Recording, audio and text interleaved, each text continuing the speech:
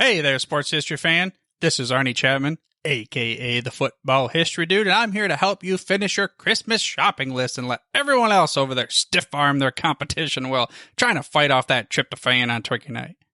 Now, what we did was we partnered with Rochester Sports Autographs, the largest JSA authenticated autograph distributor in the United States, where you can get up to 75% off over 30,000 autographed sports collectibles during this holiday season. They have something for everyone.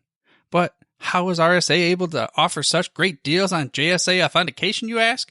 Well, they do this by making deals directly with athletes so there are no extra markups, and they choose to then pass that savings on to you, the customer. Now, all orders from Rochester Sports Autographs are top quality and shipped to your door with top authentication and a money-back guarantee.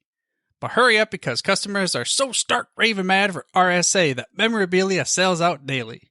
All you have to do is head over to shoprsa.com/SHN. Again, that's shoprsa.com/SHN.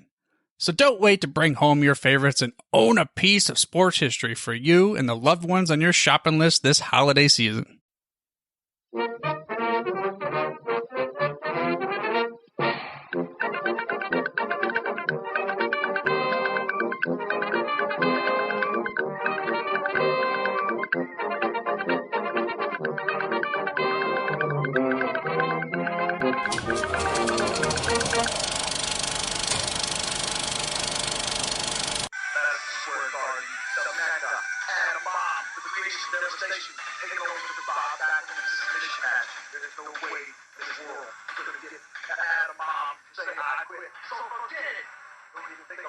Bryan Clarke as Adam Bomb, one of four wrestlers we'll be discussing on this special edition of Siskel and Ebert we're calling The Hidden Gems of the Squared Circle. And each of the wrestlers we picked for this episode is underrated and deserving of a second look by wrestling fans everywhere. I'm Gene Siskel of the Chicago Tribune. And I'm Roger Ebert of the Chicago Sun-Times, and my first hidden gem is Adam Bomb, a 6'6", 290-pound comic book hero come to life. In fact, a comic book sci-fi fantasy artist named Tom Fleming is responsible for the Adam Bomb concept and design, so that explains a lot, Gene.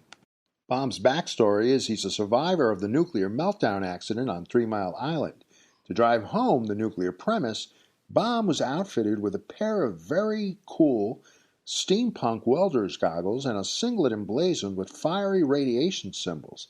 Now, Tom Fleming did a great job with the design of the Adam Bomb character, adding nuanced touches to the character like glowing yellow lizard contacts to Bryan Clarke's eyes and a bright red tongue he never failed to show the audience during his ring introductions. Bryan Clarke, the wrestler, did a great job with the action parts of Adam Bomb, as almost every single move or finishing move had a tie-in to the nuclear meltdown motif. There was the neutron bomb, a diving clothesline from over the top rope, the inverted atomic drop, and Adam Bomb's finishing move, a quick-release power bomb called the Atom Smasher. While Clarke's wrestling style may have been steeped in the classic powerhouse style of the strongman, he displayed a lot of high-flying agility in the ring, proving he had the wrestling versatility powerhouses like Goldberg and Ultimate Warrior lacked. Adam Bomb had sharp wrestling skills and an eye-popping look that should have made him a wrestling champion, or at the very least, a mainstay superstar in the WWE. But he was steadily pushed down the card and eventually out of the WWE altogether. Sadly, Adam Bomb was diffused before he ever got a chance to blow up with the fans. And Roger, I'll tell you when the diffusing began, when they paired him up with that Johnny Polo character, that, Right, the spoiled, preppy rich kid manager. Yeah, right, out of a John Hughes teen comedy. And what that has to do with a guy who survived a nuclear meltdown, I have no clue. But it was clearly a dumb move on the WWE's part to pair Adam Bomb with this stupid manager. This tells me they had no idea what they wanted to do with this character from the very start. They were probably trying to figure out how to merchandise Adam Bomb for kids and gave up on him when they couldn't figure it out. Fundamentally, he was a dark character and a little too intense for kids. You could see it on the faces of the kids in the audience whenever the camera panned around the arena. And of course, when they finally did figure out a merchandising angle, they turned Bomb into a face that threw little rubber nuclear missiles at the fans. Then again, a lot of other wrestlers were scary looking, and it didn't stop them from making The Undertaker a star. Roger, The Undertaker and the fans did that, not WWE executives. Left to their devices, Undertaker would have been throwing little wooden caskets at kids' heads. Adam Bomb was a good technical wrestler. I'm not as big a fan as you are of the flashy, gimmicky characters, but I didn't think his promos were so great. He was better off doing a lot less talking and playing more of the strong and silent type. But those managers, including that last one, the guy dressed in all whites, He was terrible. Harvey Whippleman was his name. there was no chemistry between those two whatsoever. How about no manager for Adam Bomb? That's different. Who would be better than someone who saps the credibility right out of you? When you get it right, a good manager can put you over big time. But when you get it wrong, you get mismatches like Adam Bomb and Harvey Whippleman, and that can undermine everything a good character is trying to do. Gee, Gene, you sound like a bigger fan of Adam Bomb than I am. I'm not. I just hate to see good wrestling talent wasted. And that brings us to our next hidden gem, Curt Hennig Jr., otherwise known as Mr. Perfect. Talk about wasted talent. I remember Curt Hennig when he started out as enhancement talent for the WWF with another bright future star, Eddie Gilbert. Even though they were basically cannon fodder for wrestlers like the Samoans and other bad guys, these two already showed a glimmer of the stars they would eventually become. Hennig, whose father was legendary wrestler Larry the Axe Hennig, especially impressed me. He had solid quality technical wrestling skills and a lot of ring presence. After his initial run as a talent enhancement, Hennig disappeared from the WWF for a few short years, but re-emerged in 1988 as Mr. Perfect. This character quickly caught on with the audience. The 6'3", 257-pound Hennig oozed confidence and charm at every turn with his rugged Val Kilmer good looks and superb technical wrestling skill. To really reveal his wrestling skills, the WWF matched Mr. Perfect against Bret the Hitman Hart, another quality technical wrestler and fan favorite. And although these two wrestlers turned out to have a great series of matches between them, of course, two of the best technical wrestlers in WWF history as far as I'm concerned, the downside of their culminating match during SummerSlam 1992 was the worsening of a serious back injury that Hennig sustained in a match a few nights before SummerSlam.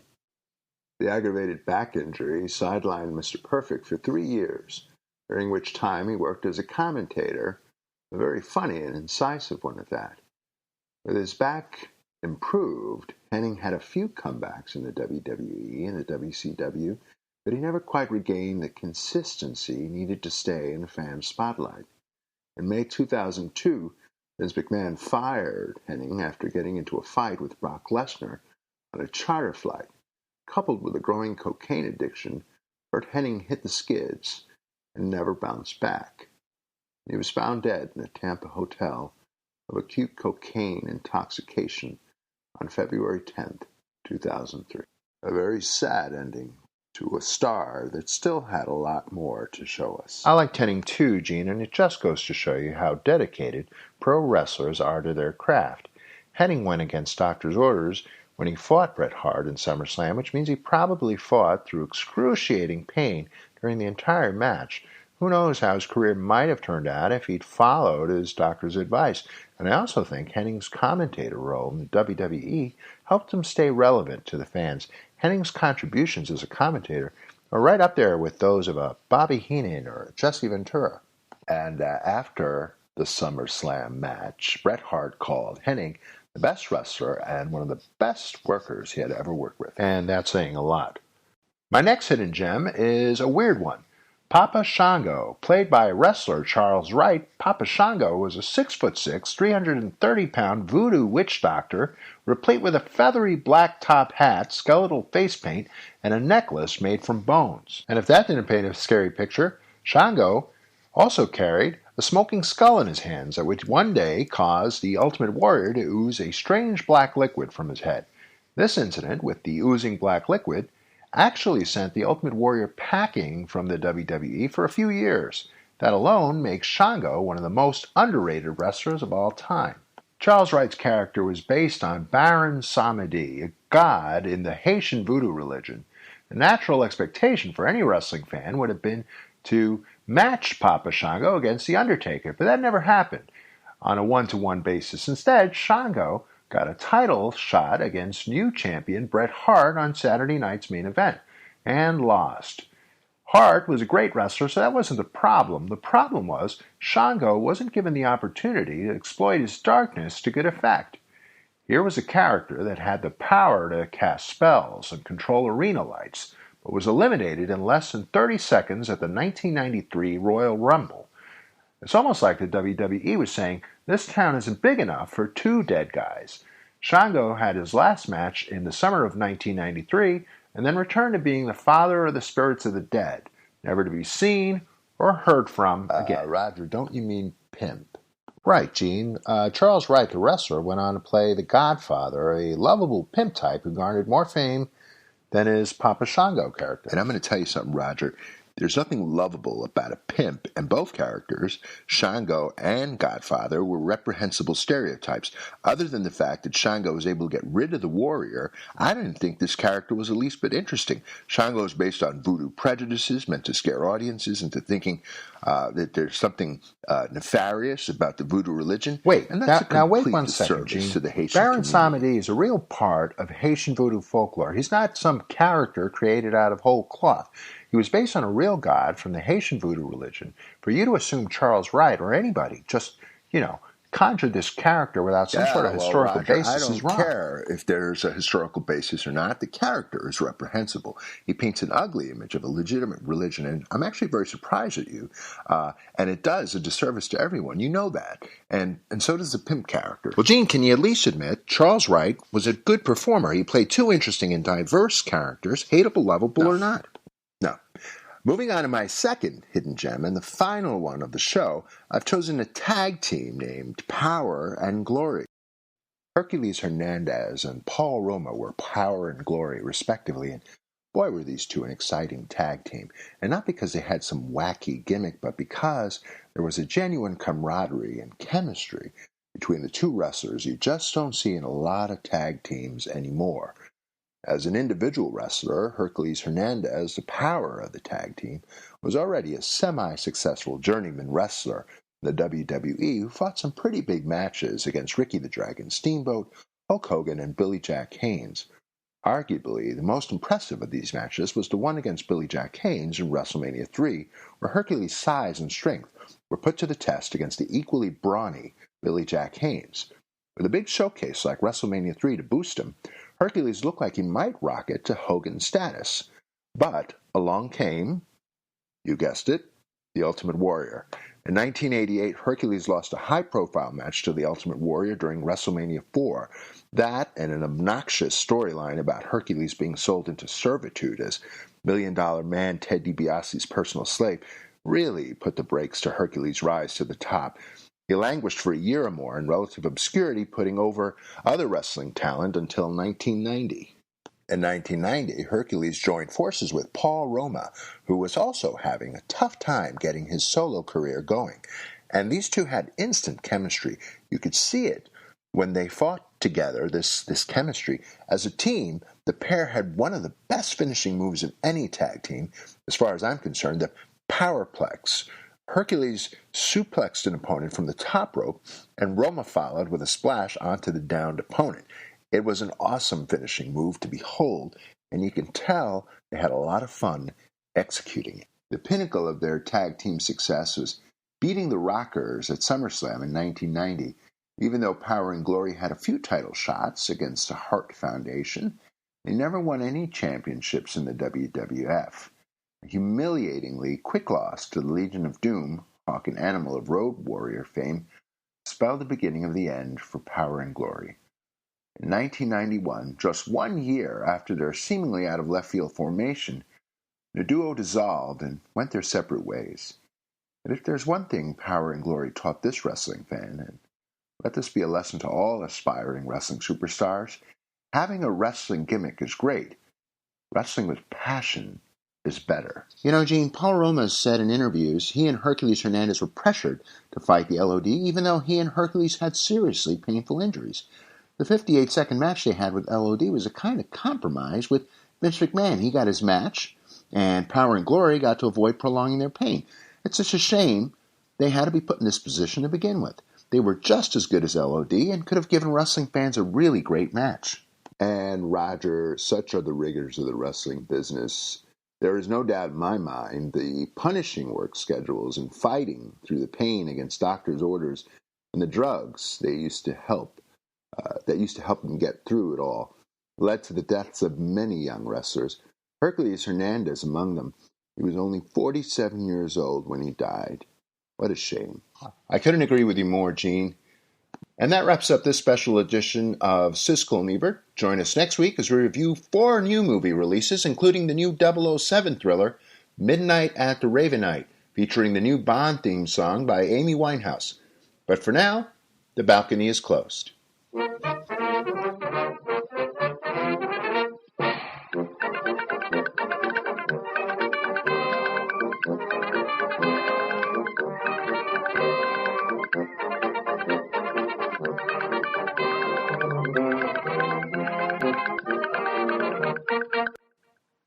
You've been listening to Wrestling with Heels On. Join us in 2 weeks and we'll take another stroll down Villainy Lane, only on the Sports History Network. 2 thumbs up, forever.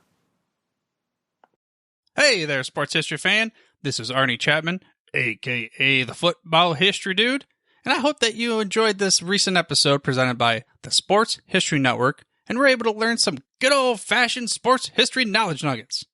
I started the Sports History Network back in 2020 with the mission to help podcasters find a community of like-minded sports history nerds, as well as helping aspiring podcasters to start their own shows. We have a little bit over 30 shows on the network right now covering all sorts of sports history, but as far as I'm concerned, we're just at the toothpick in the ocean moment, you know, that can't even figure it out because there's so much more coming. We wanted to create the ultimate headquarters for sports yesteryear, starting with Podcast Network and our website, but we're going to continue to move into other mediums as well. And here's the cool part, because we want you to be part of our team. So if you're interested in starting your own podcast, or maybe being a guest on one of our shows, or who knows, maybe even writing an article for us over on the website. Seriously, all you gotta do is reach out to us on the contact page over at sportshistorynetwork.com. You can be as technologically savvy as a Neanderthal tapping on a stone trying to figure out this whole hieroglyphics thing back in the day. Again, it doesn't matter, because even if you don't understand the whole podcast space, we have a production team that can pretty much help you out with doing everything. All you gotta do, head over to sportshistorynetwork.com, head to the contact page, fill it out. That message goes right to me, and I'll reach out to you as soon as I can. But for now, dude, I'm through if you're through.